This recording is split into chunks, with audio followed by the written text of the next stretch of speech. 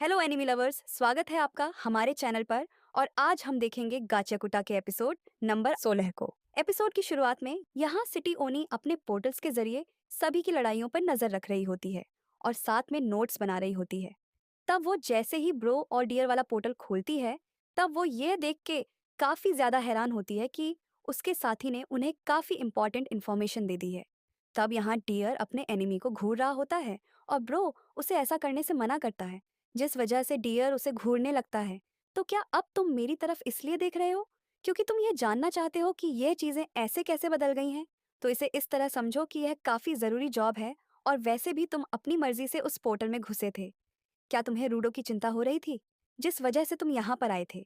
तब डियर रूडो की तरह ही फेस बनाने लगता है, क्योंकि वो भी अपनी फीलिंग्स को एक्सप्रेस नहीं करना चाह रहा होता। तब बंडस ब्रो से पूछने लगता है कि क्या वो उसका बच्चा है।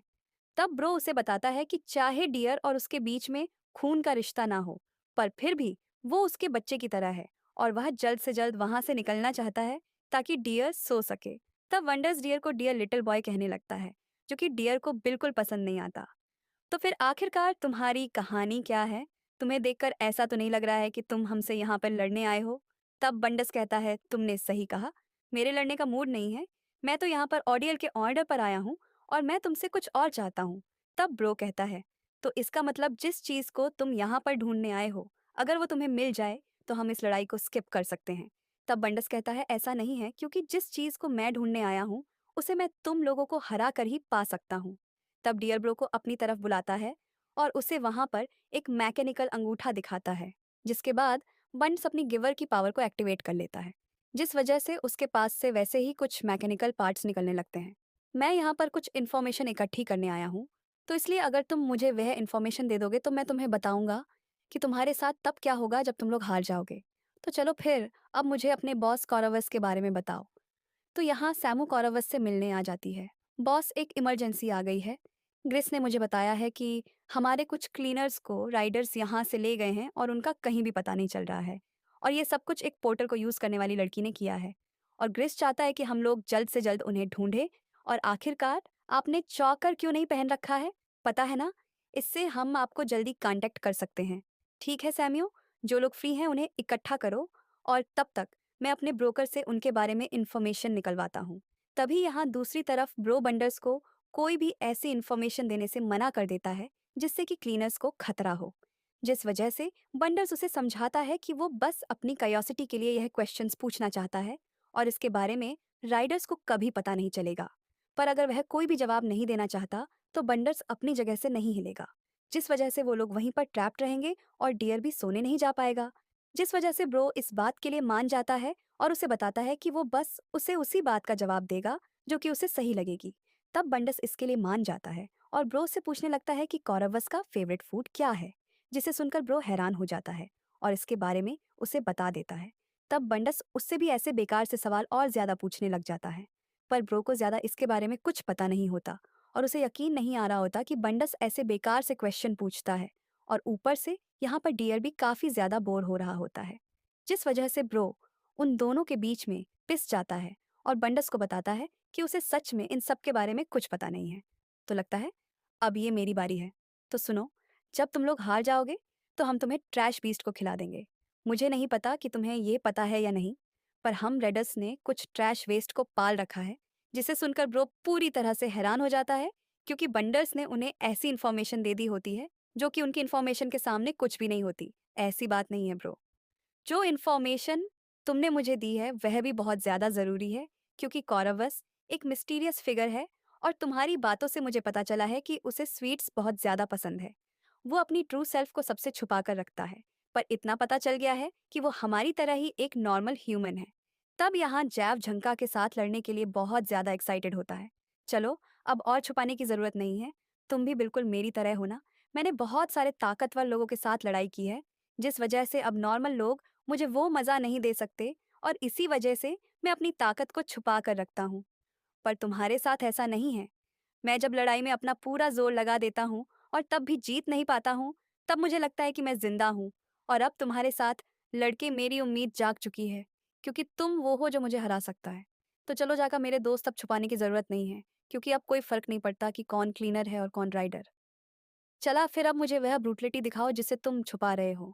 तब जाका को कुछ समझ नहीं आ रहा होता, पर वह जैवर के साथ लड़ने के लिए तैयार होता है और यहाँ जोडियल सफ़ियर से गिर रहे कचरे के बारे में सोच रहा होता है और उसे लग रहा होता है कि सफ़ियर एक ऐसी जगह है जहाँ पर सबके पास ज़रूरत से ज़्यादा है। लिविंग क्रिएचर्स बहुत ज़्यादा मिस्टीरियस हैं क्योंकि वो लोग एनवायरनमेंट के अकॉर्डिंग अपने आप को चेंज कर सकते हैं। कभी कभी जो सफ़ियर से कचरा गिरता है उसके अंदर वो स्पीशीज़ होती हैं जो कि कभी ग्राउंड में देखी नहीं गई। ह्यूमस भी बिल्कुल वैसे ही होते हैं क्योंकि हम जिस एनवायरनमेंट में रहते हैं हमारी ह्यूमैनिटी भी वैसी ही हो जाती है।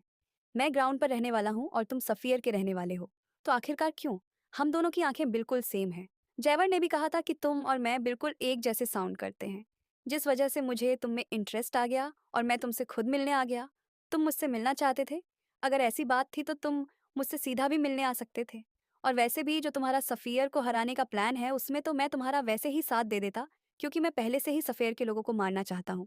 पर इससे तुम यह मत समझो कि हम दोनों सेम हैं और क्लीनर्स को इसके अंदर खींचना बंद करो। मुझे पता नहीं कि नॉर्म किसे कहा जाता है।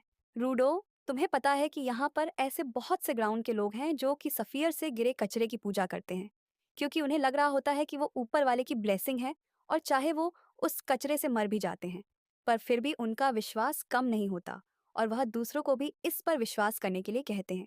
यह चाहे बाहर के लोगों को थोड़ा अजीब लगता हो, पर उन लोगों के लिए यह नॉर्मल है, जिस वजह से यह समय के साथ साथ कॉमन सेंस बन जाती है और इसके खिलाफ लड़ना मुश्किल हो जाता है। तो रूडू को इससे सफिया याद आ जाता है क्योंकि वहां पर भी लोगों को पिट में फेंकना एक कॉमन सेंस बन चुकी होती है जिसके खिलाफ कोई आवाज नहीं उठाता। जॉय उसे समझाता है कि यह एक डेडली पॉइजन की तरह है जो कि सबके अंदर पनप रहा है और उसके बारे में तभी पता चलता है जब वो बाहर आ जाता है। पर ऐसा तभी होता है जब आप किसी को जड़ से हिला देते हो। शॉक्स बहुत ज़्यादा यूज़फुल होते हैं क्योंकि वह किसी के फंडामेंटल नेचर को बाहर ले आते हैं। और तुम्हारे साथ भी तो ऐसा ही हुआ है रूडो। जब जैवर ने तुम्हें शॉक किया था तो तुम्हारी पावर जाग गई थी। और देखना, जो बंदा अभी जैवर के साथ लड़ रहा है उसके अंदर से भी कुछ बाहर आ जाएगा या फिर वो मारा जाएगा। तब जैबर जांका पर हमला कर देता है और उसे देखकर जांका को समझ में आ जाता है कि जैबर एक टैलेंटेड पर्सन है, जिस वजह से वो उसे नहीं हरा सकता। पर वो फिर भी हार मानने के लिए तैयार नहीं होता क्योंकि उसे टैलेंटेड लोगों से नफरत होती है और वह दोनों लड़ना स्टार्ट कर देते हैं।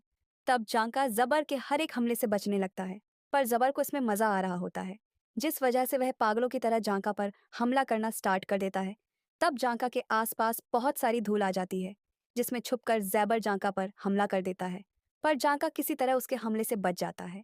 तब जेबर अपने आप को भवंडर में बदल लेता है और जांका के ऊपर हमला कर देता है, जिस वजह से जांका उसे रोकने के लिए आगे बढ़ने लगता है और अपनी पूरी पावर से उस पर हमला कर देता है।